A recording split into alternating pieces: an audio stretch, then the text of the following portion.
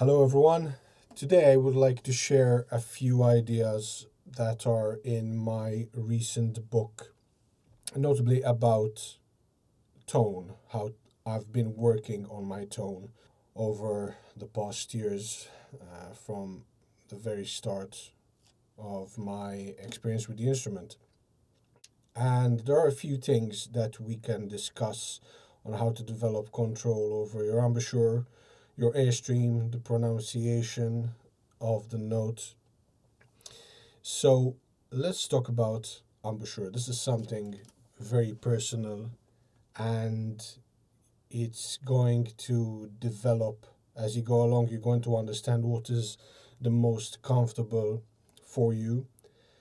I have always worked with a single lip embouchure, so I rest the mouthpiece on my bottom lip, which is a little bit curled in, and my teeth rest on the top of the mouthpiece. So I'm not using my lip to cushion the top of the mouthpiece. And this has worked for me. I don't really think I would be able to play any other way, and I don't find any reason to try right now. So probably this won't change, and that's fine. I managed to play what I need to play, and it's something that you're going to have to understand by yourself, trying out different things. I've been mostly working recently on a more rolled out position of the bottom lip. So this depends, I think, a little bit also on your setup. So different setups are going to require different positions. Sometimes a different setup works with a more rolled in embouchure, but again, it's something that depends on what is comfortable for you and how you want to play. So that is mostly experimentation on getting the most homogeneous sound throughout the range of the instrument. Now, when it comes to pronunciation and airstream, one thing I've been doing for a very long time is working on ghost tones, especially with the low B flat.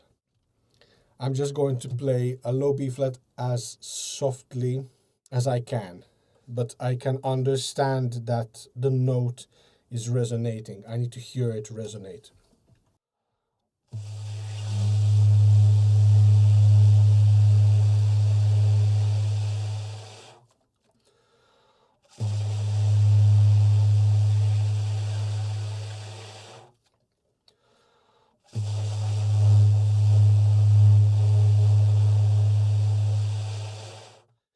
So what I'm looking for there is that I'm not getting any overtone on the B flat.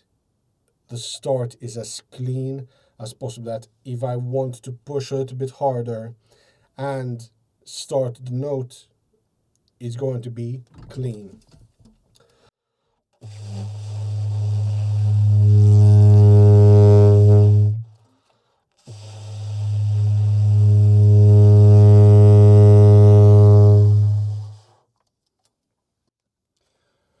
And we can do that throughout the range of the instrument. So I can play just a middle note, let's say a middle G, and keep it as soft as possible and have the note resonate.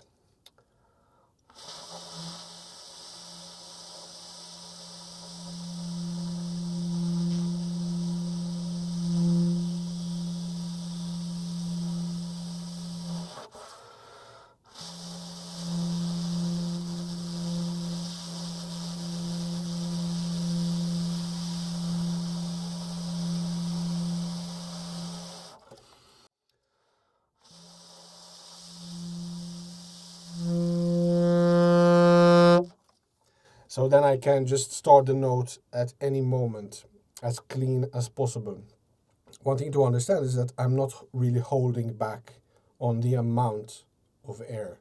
The amount of air is the same as if I were just to play the note at a regular volume.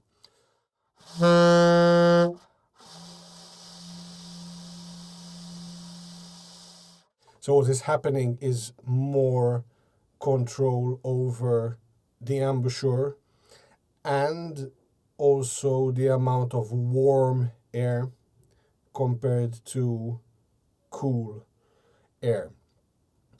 One way to understand this is,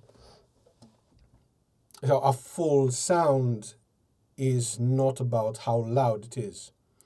A full sound is about how rich it is, and that richness comes from using as much air as possible all the time, no matter what volume you're playing at.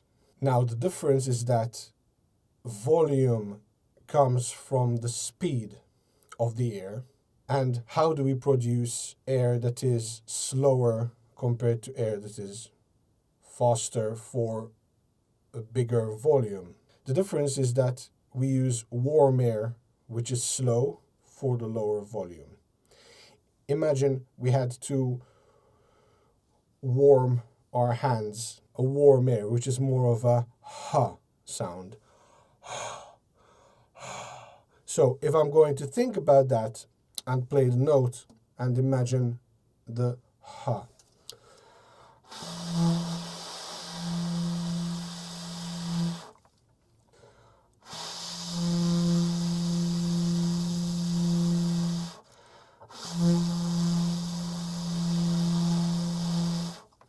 Now if I'm going to transition to a louder note, I need to go from ha to f, which is the cool air.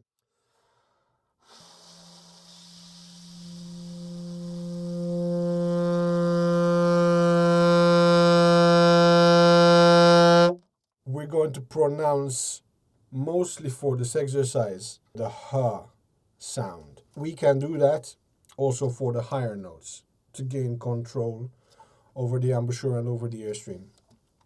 I'm going to play a high D and keep it as soft as possible.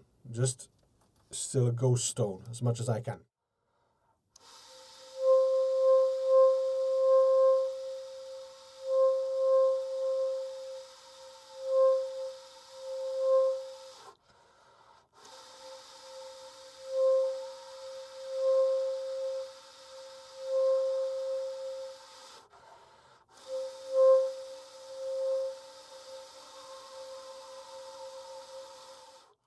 I can still hear what the note is going to be when I play it at a louder volume.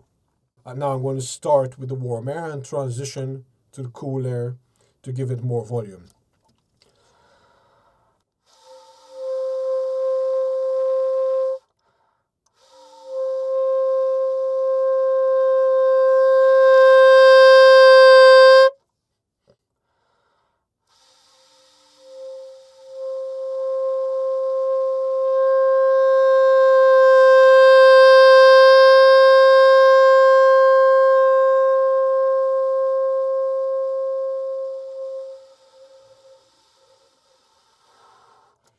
You can still hear that the air stream is flowing even when the note dies out.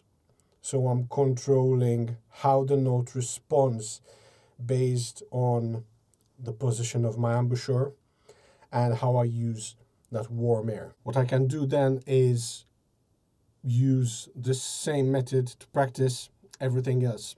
Let's say I just want to practice some scales.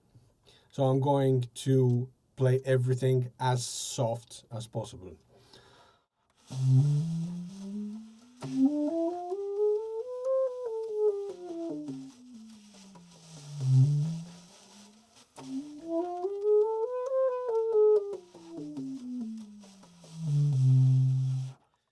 Now what happens is that, of course, the different notes are going to respond differently throughout the register.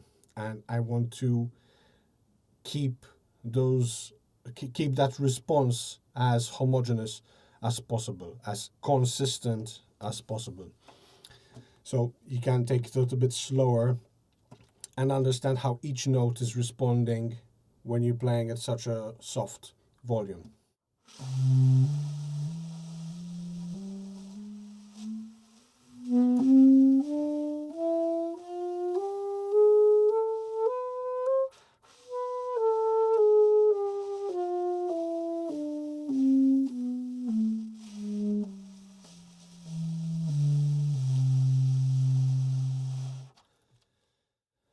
And then I can do this if I'm practicing, I'm learning a new tune, for example.